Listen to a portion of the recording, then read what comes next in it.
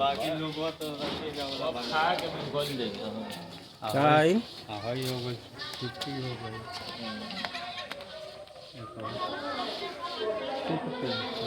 चाहिए वाला।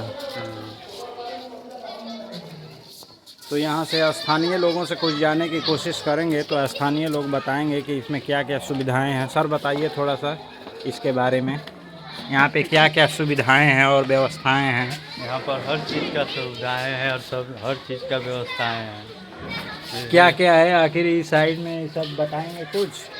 इस साइड में पूरा रूम है। हाँ, तो रूम में क्या होता है? अभी तो रूम में सारे बच्चे पढ़ते हैं। अच्छा, इधर रूम में है। हाँ। ऐसा क्या कितना से कितना क्लासेस यहाँ पे चलती है? बच्चा अली से लेकर 8वीं तक है। अच्छा, कौन कौन सी पढ़ाई होती है? उर्दू, हिंदी, इंग्लिश का? उर्दू हिंदी इंग्लिश तीनों होती है। अच्छा, और इधर क्या है? इधर तो पानी दिख रहा है शायद। इधर तालाब है।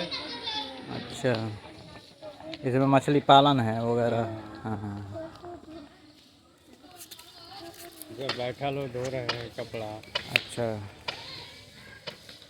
ये तो बहुत धुलाई चल रही है। इधर मस्जिद है। अच्छा, इधर इस साइड में।